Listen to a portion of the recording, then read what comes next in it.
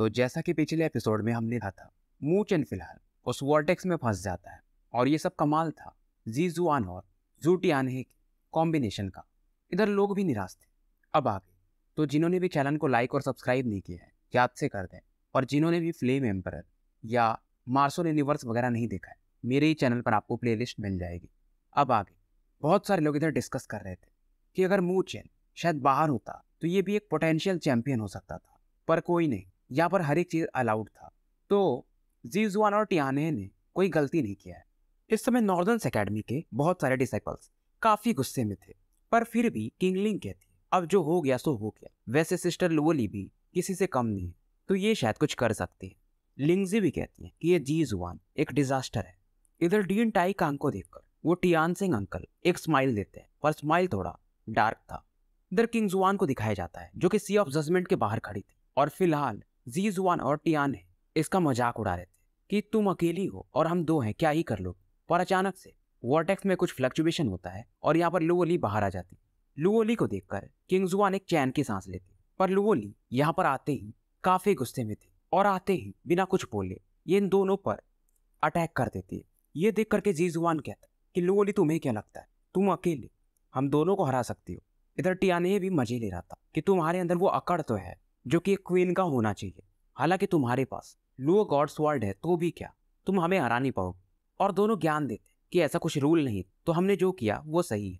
इधर किंग जुआन भी अब गुस्से में तो थी और दोनों लड़कियां अब बैटल के लिए तैयार थी। मन ही मन टियानहे भी कहती कितनी सुंदर लड़कियां, और दोनों मू चेन को मानती। मू चेन लकी तो है। इधर जी जुआन ज्ञान दे रहा था कि अगर मू चेन इतना कैपेबल है तो क्यों नहीं वो मिरर ऑफ जजमेंट से बाहर आ पाया। किंग जुआन भी कुछ सोच रही थी, तभी लुओली से कहती टेंशन मत लो, वो बाहर आ जाएगा, मुझे उस पर विश्वास है। पर किंग जुआन इसे समझाती कि अगर ऐसे चलता रहा तो हम कंपटीशन हार सकते हैं, तो हमें फिलहाल फाइट तो करना पड़ेगा। और फिलहाल अब यहाँ पर बैटल एरिना में 4 लोग मौजूद थे, बाकी यहाँ पर कोई नहीं आ पाता। तब इन 4 लोगों के बीच में चैंपियन डिसाइड होने वाला था। लुओली मनी मन कहती है कि मू चेन तुमने इस चीज का वेट 3 साल से किया है, मुझे उम्मीद है कि तुम बाहर आ ही जाओगे। इधर सीन शिफ्ट होता है और वॉर्टेक्स के अंदर मू चेन को दिखाया जाता है जो कि अपने लाइटनिंग गॉड फिजिक को लिमिट तक पुश करके ये जो प्रेशर पड़ रहा था उससे फाइट कर रहा था। बॉडी से इसके लगातार ब्लड भी आ रहे थे और ये फील करता है कि ये प्रेशर सच में हैंडल करना थोड़ा हार्ड तो है। धीरे धीरे ये बेहोशी सा ऐसा फील करता है, पर ऐसा होने नहीं दे सकता ये। अगर ये हार गया तो लुओली से दिए हुए वादे का क्या। और ये अपने दांत को पीसता है और कहता है कुछ भी हो जाए मैं इस पेन को बर्दाश्त करूंगा, और यहाँ से जब बाहर निकलूंगा तो पहले से भी ज्यादा स्ट्रॉन्गर रहूंगा। मतलब एक तरह से इस सी ऑफ जजमेंट में जहां डेंजर था वहीं अपॉर्चुनिटी भी थी, और मू चेन इस डेंजर को अब अपॉर्चुनिटी में बदल रहा था और ये अपनी लाइटनिंग को गायब कर देता है और इस पेन को बर्दाश्त करने लगता है। धीरे धीरे इसका बॉडी स्ट्रॉन्ग होने लगता है, मेरिडियंस को भी काफी स्ट्रेंथ मिलता है और मू चेन की बॉडी पर ब्लड का फिर से एक लेयर बनने लगता है। अब इधर बाकी लोग ये जो चारों का बैटल शुरू हो रहा था इसे देख रहे थे, वुलिंग वगैरह भी, और खास करके वो यिंग वो भी सोच रही थी कि मू चेन बाहर नहीं आ पाया। वुलिंग भी इससे कहता है उधर मत देखो, अब मू चेन कितना भी पावरफुल हो सी ऑफ जजमेंट से निकलना थोड़ा मुश्किल है या लगभग असंभव कह सकती हो, और वैसे भी लुओली है तो जी जुआन इतना आसानी से जीत भी नहीं पाएगा। कियानेर भी उधर बैठ करके मू चेन को याद कर रही थी कि तुम्हें बाहर आना पड़ेगा। अच्छी बात तो ये है कि ये अपने इंडिया का सीरियल नहीं तो क्या पता मू चेन अभी अब सी ऑफ जजमेंट को फाड़ के बाहर आ जाता। यहाँ पर फिलहाल लोग बस प्रार्थना कर सकते थे। इधर टियान सिंह काफी खुश था। डीन टाई कहते हैं इतनी जल्दी भी क्या है, और डीन टाई के इशारे पर फाइनली ये आखिरी राउंड शुरू हो जाता है। टियान सिंह भी इस दौरान बैटल से पहले थोड़ा ज्ञान देता है कि बैटल का वैसा कुछ रूल नहीं है, जो आखिरी में खड़ा रहेगा वही विनर होगा। जू टियानहे जी जुआन की तरफ देखता है, सीधा सीधा इशारा था कि हम मिलके ही फाइट करेंगे। पर क्योंकि यहाँ पर 2 लड़कियां थी तो यहाँ पर लुओली जू टियानहे से बैटल करने को डिसाइड करती है, और वहीं किंग जुआन का बैटल जी जुआन से डिसाइड होता है। बहुत सारी एकेडमीज बस इन दोनों लड़कियों को ही सपोर्ट कर रही थी। जू टियानहे इधर देखता है कि लुओली से किलिंग इंटेंट के साथ दिख रही है, तो ये कहता भी है कि तुम्हारा किलिंग इंटेंट काफी बढ़ चुका है। इस दौरान ये स्माइल भी दे रहा था। लुओली कुछ बोलती नहीं और सीधा अपने लुओ गॉड स्वॉर्ड से एक पावरफुल स्वॉर्ड ऑरा के साथ इस पर अटैक कर देती है, और जैसे ये स्वॉर्ड अटैक आगे बढ़ता है आसपास के स्पेस में यहाँ पर डिस्टॉर्शन होने लगता है। अब क्योंकि टियानहे भी कोई नॉर्मल बंदा तो था नहीं, ये भी प्रिंस था ब्लड गॉड क्लैन का, तो इसे मालूम था कि लुओ स्वॉर्ड काफी पावरफुल है, और ये कहता है कि फिलहाल तुम्हारे स्ट्रेंथ के हिसाब से तुम इसके पूरे पावर को यूज नहीं कर पाओगी। अब इस अटैक को ब्लॉक करने के लिए टियानहे स्पिरिचुअल ब्लड वॉल बना लेता है, पर जैसे ये वॉल बनता है उधर वो स्वॉर्ड और अटैक आकर के इससे टकरा जाता है। चारों तरफ एनर्जी रिपल्स फैलने लगते हैं और एक भयंकर लेवल का यहाँ पर एक्सप्लोजन भी होता है और थोड़ी ही समय ये जो वॉल था ये चकनाचूर हो जाता है और टियानहे काफी दूर जाके लगभग 100 मीटर दूर कैसे भी करके अपने बॉडी को स्टेबलाइज करता है। हाथों पर इसके तलवार के कुछ निशान भी थे और साथ में लगातार खून अब बाहर बहने लगता है। अटैक तो अभी तक एक ही हुआ था पर एक ही अटैक में लुओली ने इसको फोर्स कर दिया था। वैसे मूचेन जब रहता है तो लुओली शांत रहती है, अब मूचेन है नहीं तो अब ये अपने एक्चुअल पावर को यूज कर रही थी। टियानहे फिर भी हंसता है और उसके बाद ये कुछ हैंड साइन मूव करता है और इसके आसपास ब्लड कलर के फ्लेम्स देखे जा सकते थे और कुछ इस पर एंसेंट मार्क्स भी मौजूद थे। धीरे धीरे इसके हाथ भी थोड़े थोड़े बीस्ट के जैसे होने लगते। टियानहे भी अब सीरियस हो चुका था। लुओली पहचान जाती इसका जो हाथ है एक प्रकार से एक वेपन बन चुका है। ये एक लो रैंक का डिवाइन वेपन है, इसे डेमन आर्म कहा जाता है, शैतानी हाथ। टियानहे हंसता है कि तुम्हारा वेपन मुझसे ज्यादा पावरफुल है पर तुम इसे अभी भी पूरी तरह से कंट्रोल नहीं कर सकती हो, तो मैं इस शैतानी हाथों से तुम्हें हरा दूंगा। वहीं दूसरी तरफ इधर किंग जुआन और जी जुआन का फाइट चल रहा था पर किंग जुआन इसका ज्यादा ध्यान लुओली के बैटल में था। ये देख करके जी जुआन हंसता है कि तुम्हारा ध्यान उधर ही है और जी जुआन अभी भी इसे ज्ञान दे रहा था कि वैसे भी मेरी और तुम्हारी कोई दुश्मनी है नहीं तो क्यों फालतू में एक दूसरे को इंजर्ड करना। किंग जुआन समझ जाती है और कहती है लगता है तुम डर रहे हो कि मेरे से फाइट के दौरान तुम्हारा स्ट्रेंथ काफी ज्यादा यूज हो जाएगा।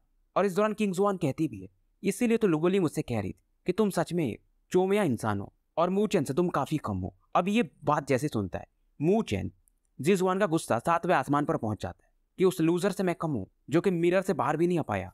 जी जुआन समझ जाता है कि किंग जुआन मानेगी नहीं, तब ये जाकर अपनी स्पिरिचुअल ऑरा को रिलीज करता है और इधर किंग जुआन एक पावरफुल स्पीयर अटैक इस पर डे मारती पर जी जुआन वहां से गायब हो चुका था। स्पीयर जहां पर लगता है वहां पर बस जी जुआन का आफ्टर इमेज था। जी जुआन की स्पीड सच में काफी तेज थी।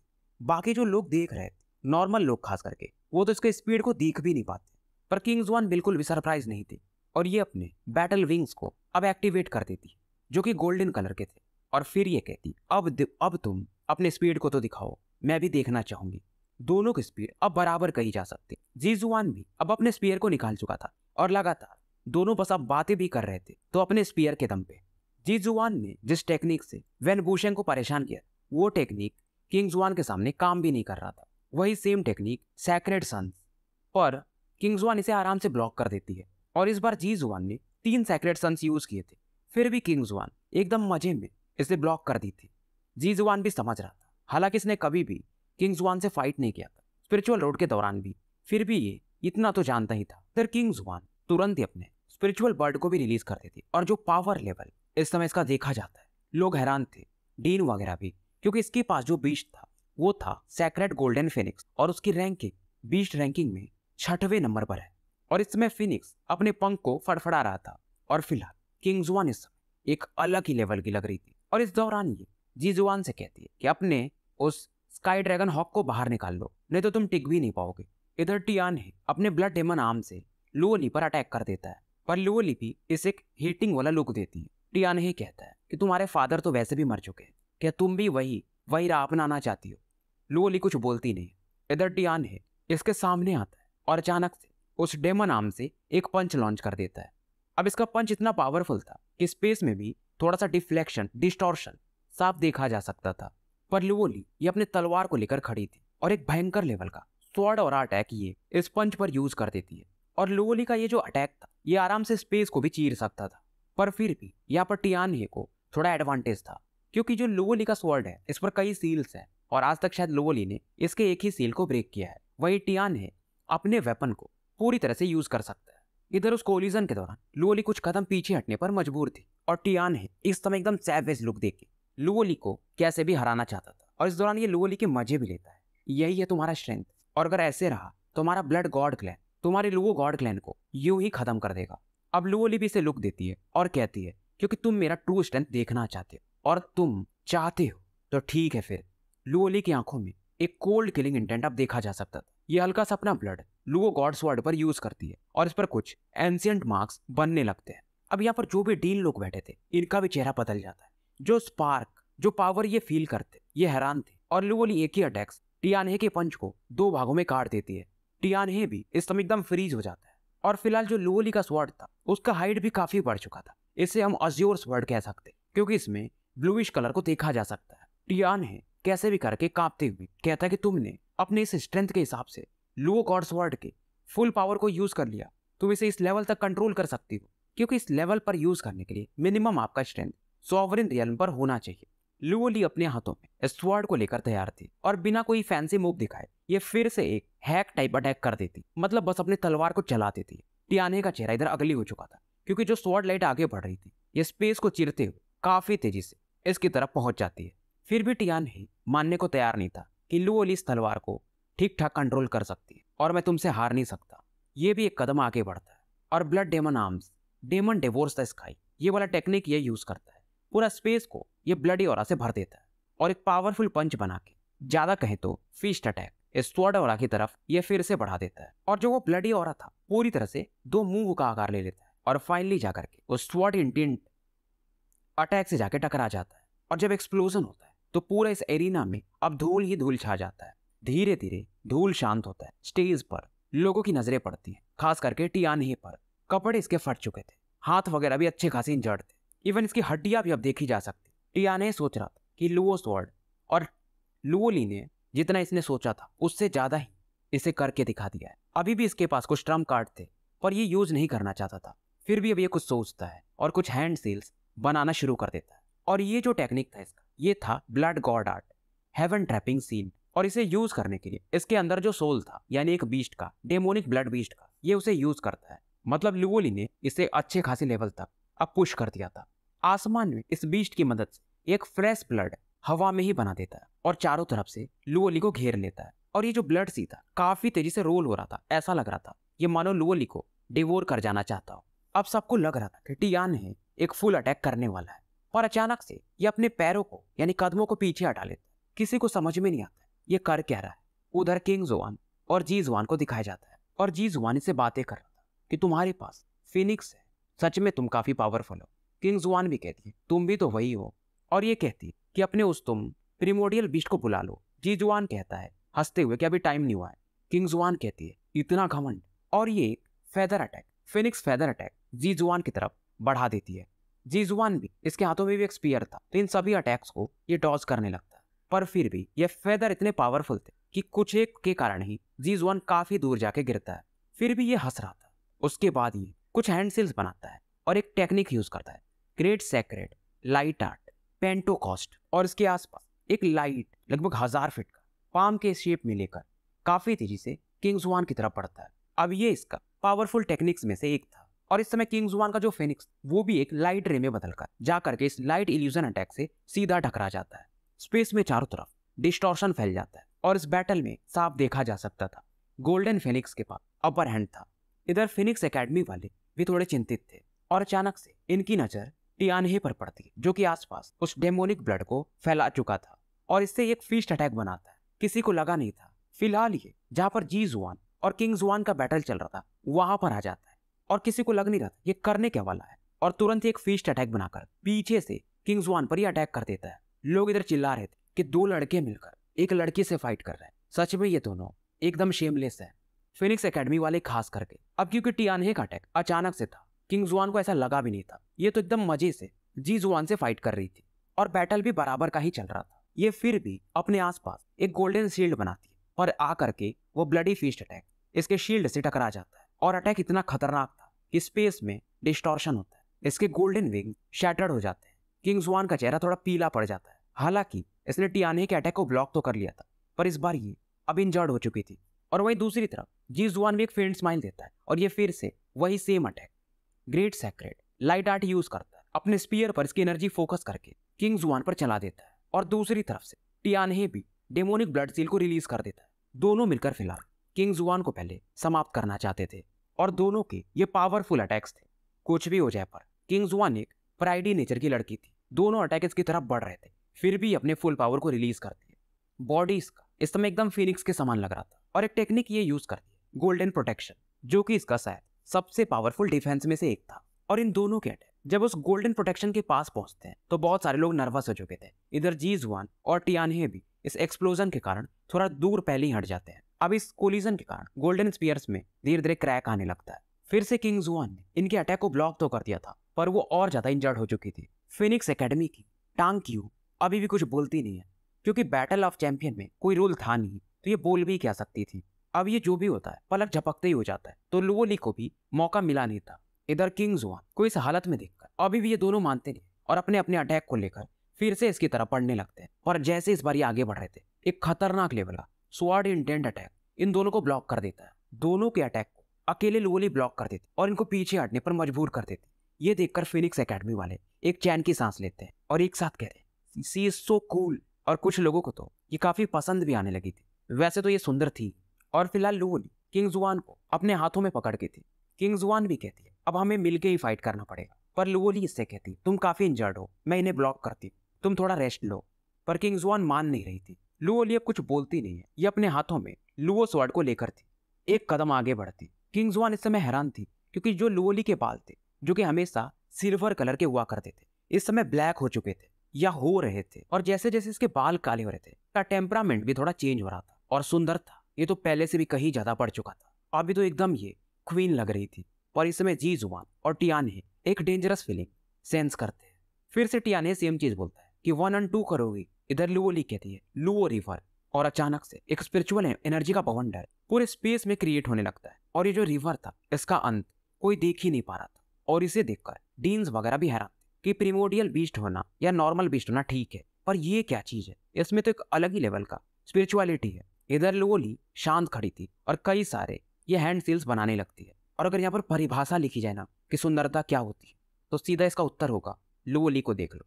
इधर टियाने इस सीन को देखकर पहचान जाता है कि ये तो लुओ रिवर का स्पिरिट है। जी जुआन ने भी चीज सुन रखा कि काफी मिस्टीरियल स्पिरिचुअल बीस्ट है और मिरियाड बीस्ट रैंकिंग में इसकी रैंक 5 है। अब यहाँ से एक चीज और बता रहा हूँ, ध्यान से सुन लेना, बाद में मत पूछना।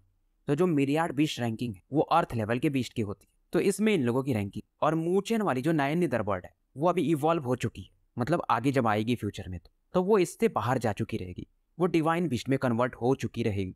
तो बाद में मत पूछना। अब ये जो लुओ रिवर स्पिरिट बर्ड होता है, ये पिछले बैटल में डिस्ट्रॉय हो चुका और इसके पनपने के लिए एक अलग ही मेथड लगता है। पर फिर से लुओ रिवर में इसने जन्म लिया था, जिसे लुओली ने कल्टीवेट किया था।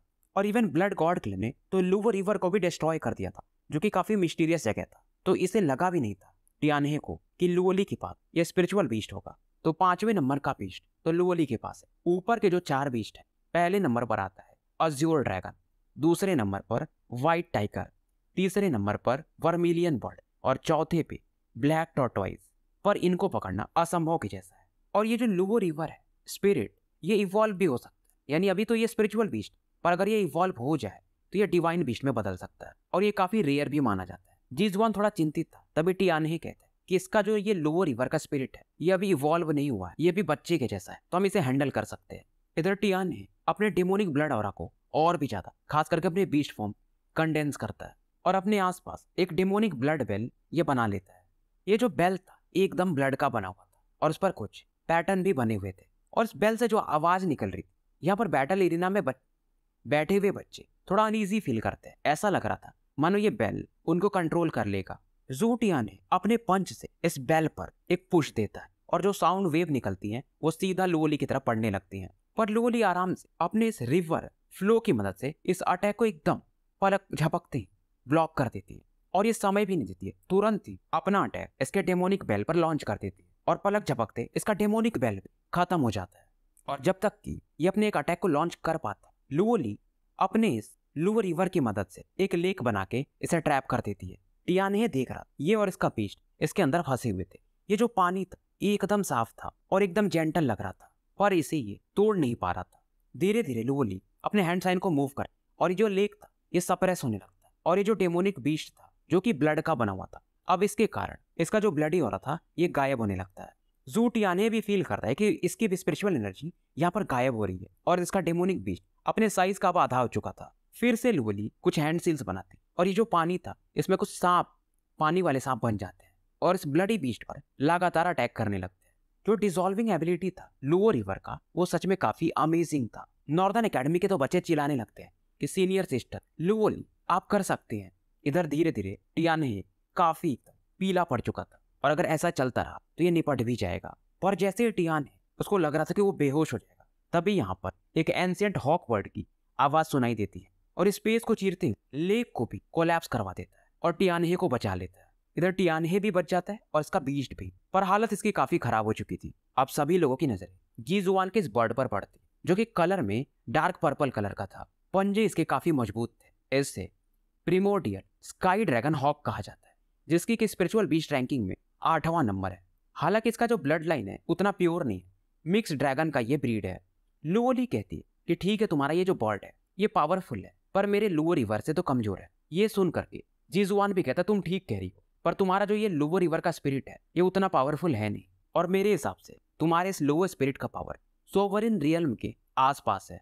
और फिलहाल लुओली मतलब इसका जैसे पावर बढ़ेगा वैसे वैसे बीस्ट का भी बढ़ेगा, तो लुओली का भी पावर अब सोवरिन रियल्म के काफी करीब था। अब जाके टियानहे को समझ में आता है कि क्यों मुझे इस लुओली ने सप्रेस कर दिया था, क्योंकि लुओली स्पिरिट ग्रेड 3rd लेवल को पार कर चुकी है और लगभग सोवरिन रियल्म के आसपास है। लुओली हंस के कहती कि पहले मैंने सोचा था कि मूचेन तुमसे फाइट करेगा, पर तुम उतने काबिल ही नहीं हो कि तुम मूचेन से फाइट कर पाओ। अब ये सुनते ही जीजुआन का चेहरा बन जाता है। ऐसा लग रहा था मानो ये लुओली को अभी मार देगा, क्योंकि मूचेन का जब ये नाम सुनता था तो इसको सांप सूंघ जाता था। ये कहता है कि मैं उस लूजर का अपोनेंट नहीं हूं जो मुझसे बार बार हारते रहता है। लुओली इसको याद दिलाती है कि तुमसे वो हारा कब, बार बार तो तुम ही भागे। और लुओली इसे कहती तो तुम्हारा यही ट्रम्प कार्ड है, स्काई ड्रैगन हॉक। जीजुआन कहता है अब तुम्हें बताना ही पड़ेगा कि मैं क्वालिफाइड हूं कि नहीं। और जीजुआन भी अब अपने ऑरा को पूरी तरह से रिलीज करता है, और जब ये अपनी ऑरा को रिलीज करता है तो फिर स्पेस ही डिस्टॉर्ट होने लगता है और एक अलग प्रकार का प्रेशर था और एक अदृश्य समुद्र को देखा जा सकता है। अब जो पावरफुल लोग थे वो तो पहचान जाते कि सॉवरिन रियल्म से पहले जाने से पहले एक सॉवरिन सी बनता है, और इस जीजुआन ने उस चीज को बना लिया है। सॉवरिन एक्सपर्ट के पास 2 अलग चीजें होती है, एक होता है उसका सॉवरिन सेलेस्टियल बॉडी और दूसरा सॉवरिन सी। तो जीजुआन ने पहला रिक्वायरमेंट पूरा कर लिया था। हालांकि जो ऑरा सी ये आपके बॉडी में एग्जिस्ट करता है, पर प्रेशर को फील किया जा सकता है। लोग हैरान थे कि जीजुआन ने सॉवरिन सी बना लिया है, तो मतलब ये सॉवरिन लेवल पर जा चुका है। ये किंग लिंग, सुनेर, सुलिंगे इन सभी का चेहरा अब पीला पड़ चुका था।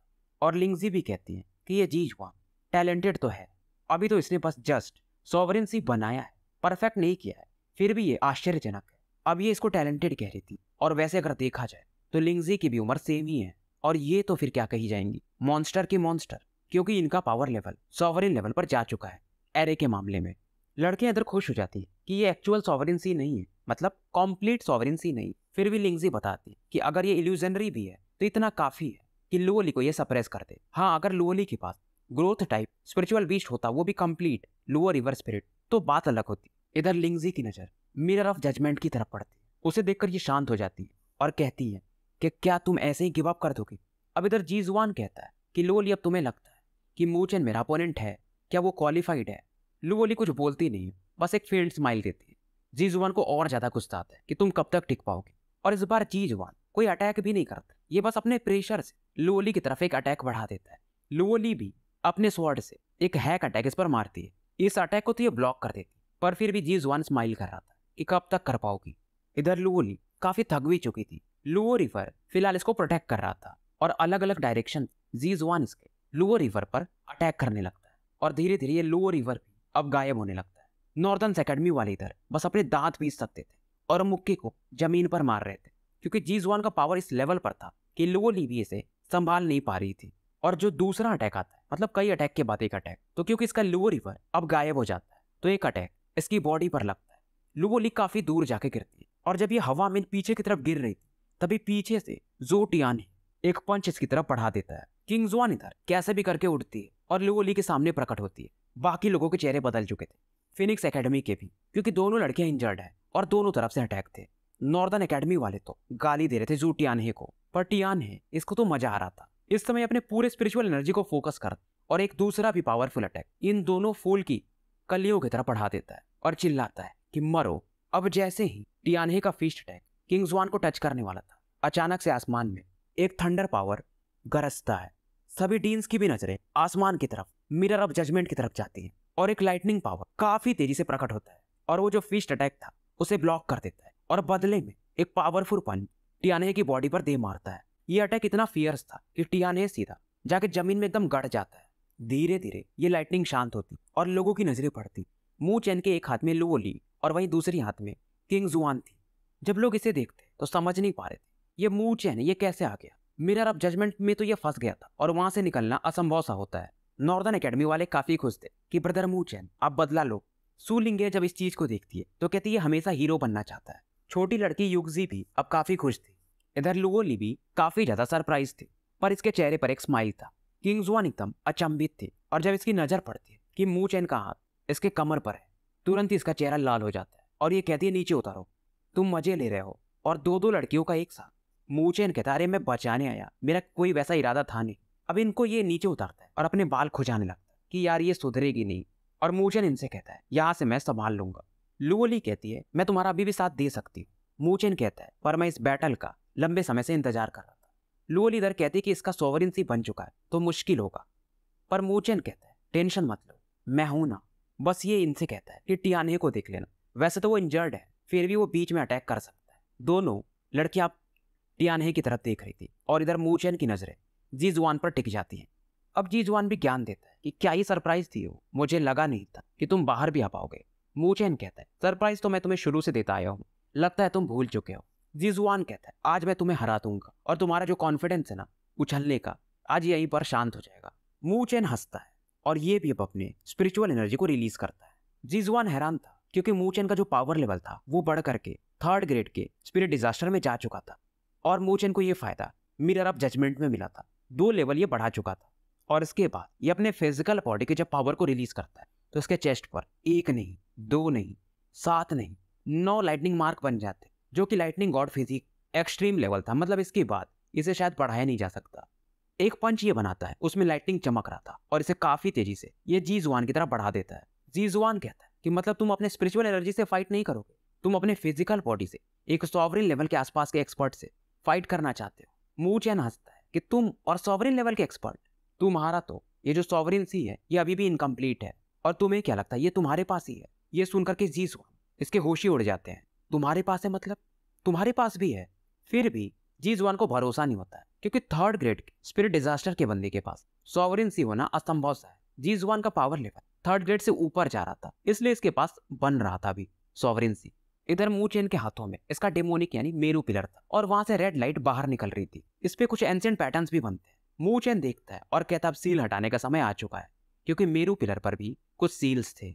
अब जब ये सील्स को हटा रहा था तो डीन टाई भी हैरान थे क्योंकि मेरू पिलर कोई नॉर्मल वेपन नहीं है और प्लस इसके अंदर बेलफुल यानी थोड़ा एविल टाइप और है। इस प्रकार के वेपन को तो सॉवरेन लेवल के भी एक्सपर्ट विल्ड न करना चाहें। मू चेन इधर मेरू पिलर के सील्स को हटा देता है। शुरुआत में मेरू पिलर थोड़ा वायलेंट एक्ट करता है, पर मू चेन के पास जो मंडाला फ्लावर्स था उसकी मदद से ये इसे थोड़ा सप्रेस करके इसके ऑरा को अब रिलीज कर पा रहा था और एक रेड ऑरा मू चेन को चारों तरफ से घेर लेती है, जो कि एकदम एक फेरोसियस ड्रैगन के समान लग रहा था तो ये वही बेलफुल ऑरा, पर अब मू चेन इसे कंट्रोल कर सकता था। हालांकि फिर भी थोड़ा बहुत इंटेंस पेन ये फील करता है। पर अचानक से ये बेलफुल ऑरा जब बढ़ रहा था तो कुछ ब्लैक स्पॉट इसको सप्रेस कर देते हैं और मू चेन की बॉडी के आसपास एक ब्लडी रेड ओशियन देखा जा सकता है, जो कि एकदम स्पिरिचुअल एनर्जी सी या सॉवरेन सी के समान लग रहा था। युगजी भी इधर हैरान थी, पर सिस्टर लिंगजी बताती हैं कि ये सॉवरेन सी नहीं है तो सॉवरेन सी, पर मू चेन ने नहीं बनाया, बल्कि ये मू चेन ने उस बेलफुल ऑरा की मदद से यानी कि मेरू पिलर की मदद से इस सॉवरेन सोर्स को यूज करते हुए इसे बनाया है और इसे ज्यादा देर तक यूज नहीं किया जा सकता। अगर आप खुद से अपने सॉवरेन सी को बनाते हो तो वो हमेशा आपके साथ रहेगा, पर फिर भी ये काफी सही है। मू चेन फिलहाल डेमोनिक पिलर के ऊपर बैठा हुआ था और जो इसका सॉवरेन सी था वो जी जुआन से भी ज्यादा पावरफुल फिलहाल लग रहा था। तो मैं बस आज ही 2 एपिसोड्स दे रहा हूँ, कल से फिर कमेंट में मत लिखना क्योंकि ये फाइट खत्म करना था इसलिए मैंने दे दिया है। इधर जी जुआन कहता है कि लगता है मैंने तुम्हें मिरर ऑफ जजमेंट में फंसा कर तुम्हारा ही भला कर दिया। मू चेन कुछ बोलता नहीं है। इधर जी जुआन फिर से कहता है लेकिन तुमने मुझे निराश नहीं किया। अब जी जुआन भी सीरियस हो चुका था और ये अपने एंजेलिक स्पीयर को बाहर निकालता है। डीन टाई देखकर ये हैरान थे कि क्योंकि ये जो एंजेलिक स्पीयर था ये सेंट स्पिरिचुअल एकेडमी का लो रैंक का ही सही पर डिवाइन वेपन था और जी जुआन को मिल गया था, मतलब बड़ी बात है। डीन टियानसेंग इस समय स्माइल दे रहे थे कि क्यों न दूं मैं इसे, ये मेरा फेवरेट शिष्य और जीनियस भी है। इधर जी जुआन अपने स्पीयर को लेकर अचानक से गायब हो जाता है। मू चेन भी एक फीस्ट अटैक बिना कुछ सोचे सामने के स्पेस में बढ़ा देता है और जहां पर इसका फीस्ट अटैक जा रहा था वहीं पर वो स्पीयर भी प्रकट होता है और दोनों का एक कोलिजन होता है और ये पंच इतना खतरनाक था कि जी जुआन जिसके हाथ में स्पीयर था फिर भी इस अटैक के कारण ये 10-12 कदम पीछे हटने पर मजबूर था। जी जुआन को भी थोड़ा गुस्सा आता है और ये तुरंत ही sacred light art prison of the angels attack use करता है। इसका जो सॉवरेन सी था अब डिवाइन लाइट से भर जाता है और एक के बाद एक कई सारे डिवाइन लाइट अलग अलग डायरेक्शन से मू चैन पर अटैक कर देते हैं। ये जो टेक्निक, ये भी एक प्रोफाउंड डिवाइन आर्ट था। अब मू चैन भी अपने सॉवरिन सी से कुछ अटैक्स लॉन्च करता है। जो इसकी तरफ ये लाइट्स बढ़ रही थी वो एंजल के समान थी। जीजुआन जब देखता है तुरंत ही अपने दूसरे टेक्निक एंजल बरियर अटैक को यूज करता है। बैटल जो चल रहा था ये काफी अलग लेवल पर था और दोनों के कोलिजन से चारों तरफ पवंडर छाने लगता है और इसमें पूरा बैटल एरिना भी हिल जा रहा था। धीरे धीरे ये हरिकेन शांत होता है और फिलहाल ऊपर में सबको मू चैन दिखता है। कपड़े इसके थोड़े फट चुके थे और चेस्ट पर अभी भी 9 लाइटनिंग मार्क को देखा जा सकता है। हालांकि मू चैन इंजर्ड नहीं था। लोग हैरान थे कि इस बंदे की फिजिकल बॉडी क्या ही स्ट्रांग है। और इस दौरान मू चैन जीजुआन से कहता है कि तुम्हारा अगर यही अटैक है तो अब मेरी बारी। इतना बोलते ही मू चैन बस अपनी ऑरा को फोकस करता है और आसमान में बिजलियां कड़कने लगती हैं। और ये जो बिजलियां कड़क रही थी ये सिल्वर कलर की थी और ये मू चैन पर सीधा अटैक करती है। बल्कि लोगों को लगा था कि जीजुआन पर अटैक करेंगे, पर ऐसा होता नहीं और मू चैन इन लाइटनिंग्स को एब्जॉर्ब कर लेता है। और मू चैन की बॉडी पर इधर ब्लैक लाइटनिंग का एक आर्मर भी बन चुका था। मू चैन इधर मिस्टीरियसली एकदम गायब होता है और एक पावरफुल पंच बनाकर जीजुआन पर लॉन्च कर देता है। पंच एकदम सिंपल था पर जो पावर था ये प्योर वायलेंट पावर था, क्योंकि इसके पावर पूरी तरह से लाइटनिंग ही मिक्स थी। इसने अपने 9 लाइटनिंग फिजिक मार्क और सॉवरिन सी को मिलाकर यह अटैक यूज किया था। अब ये अटैक को देखकर जीजुआन का भी एक्सप्रेशन थोड़ा चेंज होता है। बाकी भी जो डीन थे वो भी एक सीरियस लुक देते हैं, क्योंकि ये जो पंच था आराम से एक सॉवरिन लेवल का एक्सपर्ट ही लॉन्च कर सकता है। जहां से भी ये पंच गुजरता था आसपास का स्पेस डिस्टॉर्टेड होने लगता था। जीजुआन इसको ब्लॉक करने के लिए अपना एंजल डिवाइन शील्ड यहाँ पर बना लेता है। मू चैन का ये पंच और वो शील्ड एक दूसरे से टकराते हैं और जो कोलिजन होता है चारों तरफ एक लाइट सा छा जाता है। पर फिर भी जो बच्चे थे वो उस कोलिजन की तरफ ही देख रहे थे और सबकी नजर पड़ती तो एक बंदा जमीन पर आकर काफी तेजी से गिरता है और जहां पर वो गिरता है वहां पर एक 100 फीट का गड्ढा भी हो चुका था। लोगों को समझ में नहीं आता कि नीचे गिरा कौन और शायद अब ये बैटल डिसाइड हो चुका है। और जब सबकी नजर ऊपर पड़ती तो वहां पर मू चैन खड़ा था। नॉर्दर्न एकेडमी के बच्चे अब काफी खुश हो चुके थे कि इनके हिसाब से मू चैन जीत गया है। सभी डीन्स के भी एक्सप्रेशन इस समय थोड़े अलग थे। सभी लोग जो खुश थे अचानक से जमीन की तरफ देखते तो ये जीजुआन फिर से बाहर आ जाता है। पर मू चैन भी तैयार था। जब जीजुआन बाहर निकल रहा था तो ये अपने मेरू पिलर से इस पर एक फिर से अटैक कर देता है और एक पावरफुल फ्लक्चुएशन फील करके मू चैन भी हैरान था। लोग भी हैरान थे कि ये जीजुआन ये अभी भी फाइट कर सकता है। मेरू पिलर जो कि मू चैन ने चला दिया था ये फिर से इसके पास बस फ्लक्चुएशन से ही इसके पास ही लौट आता है। और जीजुआन जब बाहर आता है तो ये पहले से थोड़ा अलग दिख रहा था। इसके बॉडी पर एक मिस्टीरियस पर्पल मार्क था, पीछे चील के समान पंख थे और अब मू चैन जीजुआन की बॉडी से एक अलग ही डेंजर फील करता है। सभी डीन्स भी हैरान थे, बस टियान सिंह को छोड़ के। लिंगजी भी देखती है और कहती इस लड़के के साथ कुछ अलग है। बाकी छात्र भी पूछते हैं कि एल्डर सिस्टर क्या बात है, पर लिंगजी अभी कुछ बोलती नहीं है। इधर लुओली और किंगजुआन भी थोड़े सीरियस थे। अब जब लोग ध्यान से देखते हैं तो जीजुआन के पीछे, अब मैं इस हॉक को गिद्ध या चील क्या बोलूं, ठीक है बाज बोल देता हूँ, तो एक प्रिमोडियल बाज को देखा जा सकता है। पर ये उसका सोल नहीं था। जैसे बाकी लोग जब किसी बीस्ट को एब्जॉर्ब करते तो बस उनके पास उनका सोल रह जाता, पर ये बाज का रियल बॉडी था। बाकी डीन भी हैरान हो जाते हैं कि रियल बॉडी कैसे हो सकता है। नॉर्मली लोग स्पिरिट लेवल पर इसके सोल इसेंस को डिवोर करते हैं और जीजुआन इतना पावरफुल तो है नहीं कि इस प्रिमोडियल बाज को ये पकड़ के रख सके, जिसकी रैंकिंग 8वें नंबर पर है। और ये जो बाज था इसका पावर लेवल, डीन टाई तो हैरान थे। ये 4th ग्रेड का सोवरिन था, सोवरिन 4 स्टार। इवन जो नॉर्दर्न एकेडमी के डीन टाई हैं उनका पावर लेवल सोवरिन 5 स्टार है।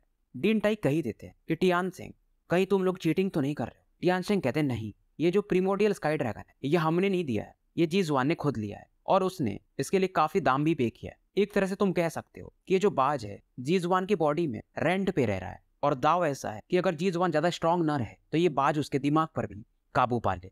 मतलब ये एक दाव था। सीधा सीधा कहें तो जीजुआन ने एक बैट खेला था, न कि जैसा मू चैन है। जैसे कि मू चैन और 9 अदर बर्ड के बीच का रिलेशन है वो ब्लड लाइन लिंक बॉन्ड है, तो उसमें दोनों का बराबर हकदार है। और ये जो बाज है अगर जीजुआन पावरफुल ना रहे, वीक हो जाए, तो ये उसके माइंड को कंट्रोल करके उसके बॉडी को कवर कर सकता है और बहुत रेयर केस में ये उसको यूज करता है। ऐसा लिंगजी भी बताती है अपने शिष्यों को। इधर किंगजुआन वगैरह दांतें पीस रही थी और कहती है कि लगता है हमने जीजुआन को कम आंक लिया था। पर इधर मू चैन अभी भी शांत खड़ा था और इधर लुओली किंगजुआन से कहती कि तुम निकल जाओ। किंगजुआन कहती तुम नहीं चल रही। ये बोलती है नहीं, मू चैन जब तक यहाँ है मैं उसके साथ ही रहूंगी। चेहरे पर इसके अभी भी एक स्माइल था। किंगजुआन कहती है अगर तुम साथ भी दे दो मू चैन का, मैं भी दे दूं, तो भी नहीं हरा सकते, क्योंकि वो जो बाज है उसका लेवल तुम देख रही हो, सोवरिन 4 स्टार। लुओली फिर भी कहती है कि अगर रियल स्ट्रेंथ के मामले में देखा जाए तो जी जुआन मू चेन से हार चुका है। किंग जुआन कहती तो तुम कहो तो मू चेन को पीछे बुला ले, पर लुओली कहती कुछ भी हो जाए मू चेन पीछे नहीं हटने वाला। इधर किंग जुआन कहती है फिर मैं भी तुम्हारे साथ फाइट करूंगी, और मू चेन ने मेरा भी हेल्प किया है। नॉर्दर्न एकेडमी शांत हो चुका था। पहले जो लोग खुश थे चेहरे पर निराशा देखा जा सकता है। इधर जी जुआन मू चेन की तरफ देखकर कहता अब आया मजा। इधर वो जो बाज था जी जुआन से कहता है कि जी जुआन तुम मेरे स्ट्रेंथ को ज्यादा यूज कर रहे हो, मैं तुम्हारे कॉन्शियसनेस को मिटा सकती हूँ, तो सोच लो।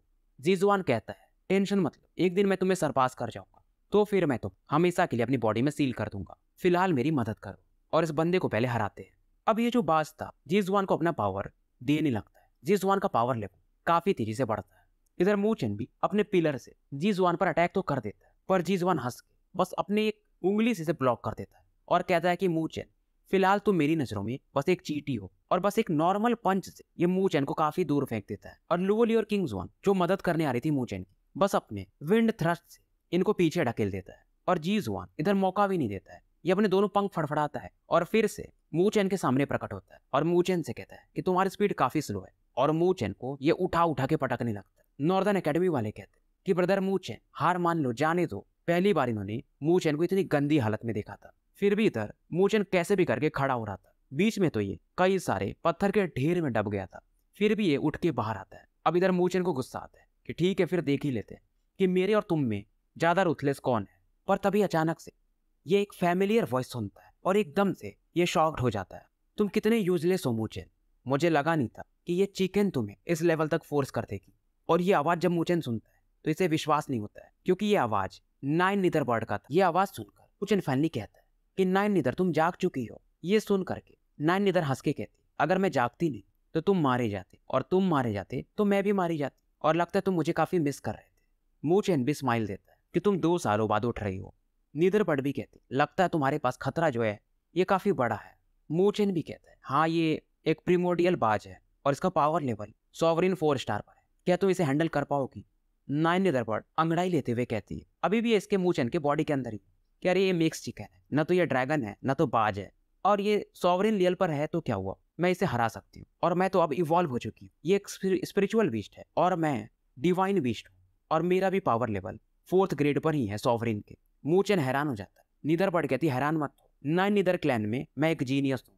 और इस दौरान नाइन निदर कहती है ठीक है मैं तुम्हें कुछ पावर देती हूँ, अब तुम कितना पावर संभाल पाओगे ये तुम्हारे ऊपर है। इधर मू चेन चुपचाप खड़ा रहता है। जी जुआन और बाकियों को लगता है कि मू चेन अब गिव अप कर रहा है।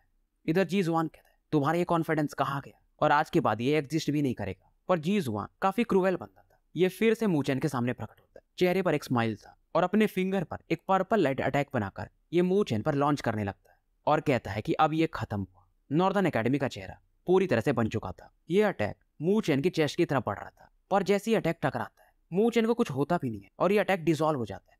जी जुआन को समझ में नहीं आता ऐसा कैसे हो सकता है, क्योंकि अब मू चेन की बॉडी से एक पर्पल फ्लेम बाहर निकल रहा था। मू चेन अपना चेहरा उठाता है और कहता है बस तुम्हारा जो था वो यही तक था, और एक पावरफुल पंच, पैर से पंच कम बोलेंगे, लात से लत्ती मारता है मू चेन, और जी जुआन एक आग के गोले के समान काफी दूर जाकर एक पहाड़ में टकरा जाता है। लोगों को समझ में नहीं आता ये चल क्या रहा है, खास करके लुओली और किंग जुआन को। लिंगजी भी अब कुछ फील कर चुकी थी, वो हैरान थी। इधर जी जुआन बाहर तो आता है पर खून की उल्टी कर रहा था। मू चेन की बॉडी से लगातार वो पर्पल फ्लेम निकल रहे थे और पावर लेवल इसका सॉवरिन रियल में पहुंच चुका था। मू चेन का जो पावर लेवल था वो सॉवरिन लेवल के 2 स्टार पर था और जी जुआन सॉवरिन लेवल के 1 स्टार पर। ऐसा इसलिए हो पा रहा था। नाइन निदर भी हैरान थी कि तुम मेरे पावर की मदद से, मतलब मेरा पावर इस लेवल तक संभाल सकते हो, मुझे लगा था कि सॉवरिन लेवल तक जाते जाते तुम ढेर हो जाओगे।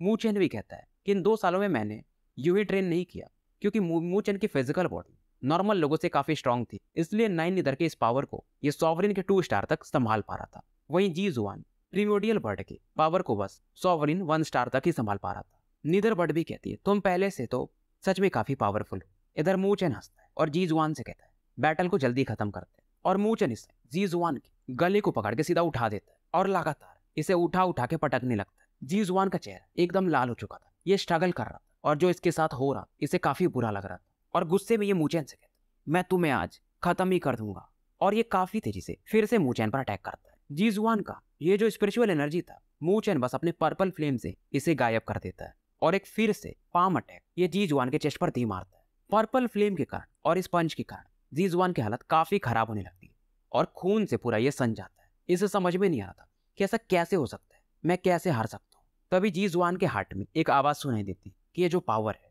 वो मूचेन का नहीं है और उसकी फिजिकल बॉडी जो है तुमसे कहीं स्ट्रांग है, और जो उसे पावर दे रहा है तो मूचेन पावर ज्यादा ले पा रहा है और तुम उतने नहीं। जीजुआन भी कहता है पर मैं उसे मारना चाहता हूँ। अब ये जो बाज थी वो कहती है ठीक है फिर अपनी बॉडी मुझे दे दो, मैं उसे मार दूंगी। जीजुआन सोचता है पर इसके अंदर एक ही चीज था कि मुझे मूचेन को मारना है, तो ये इस समय अपनी बॉडी उस बाज को सौंप देता है और कहता है बस उसे मार देना। जीजुआन की फिलहाल आंखें बंद और अचानक इसका स्पिरिचुअल एनर्जी काफी तेजी से बढ़ता है। इधर वो बाज काफी खुश था कि फाइनली इसके बॉडी पर मेरा कंट्रोल आ गया, और ये मूचेन की तरफ देखकर हंसता है और कहता है मैं तुम्हें थैंक्स बोलूंगा। मूचेन देखता है इसकी तरफ और कहता है तो तुम प्रिमोडियल बाज हो। बाज भी कहता है तुम काफी समझदार हो, पर मैंने उस जीजुआन को बोला है कि मैं तुम्हें मार दूंगा, तो इतना तो करना ही पड़ेगा। इतना बोलते ही ये बात जैसे आगे बढ़ने वाला था, मूचेन एक और पाम अटैक जिसमें पर्पल फ्लेम मिक्स थे जीजुआन की तरफ बढ़ा देता है। ये देख करके वो जो बाज था वो हंसता है कि तुम्हारा पावर लेवल ये तुम्हारा है भी नहीं, और प्लस ये सॉवरेन 2 स्टार का है तो ये कुछ कर नहीं पाएगा। लोग हैरान थे कि इस बैटल में फिर से मूचेन सप्रेस होने लगता है। बैटल बार बार बदल रहा था, कभी मूचेन भारी पड़ रहा था, कभी जीजुआन। इधर मूचेन पीछे हटने को देखता है, तभी इसके आसपास का स्पेस डिस्टॉर्ट होता है और वहां से जीजुआन बाहर निकलता है और कहता अब मैं तुम्हें रियल सॉवरेन का पावर दिखाता हूँ, और ये अपने स्पिरिचुअल एनर्जी से एक स्वॉर्ड बनाता है और मूचेन पर अटैक कर देता है।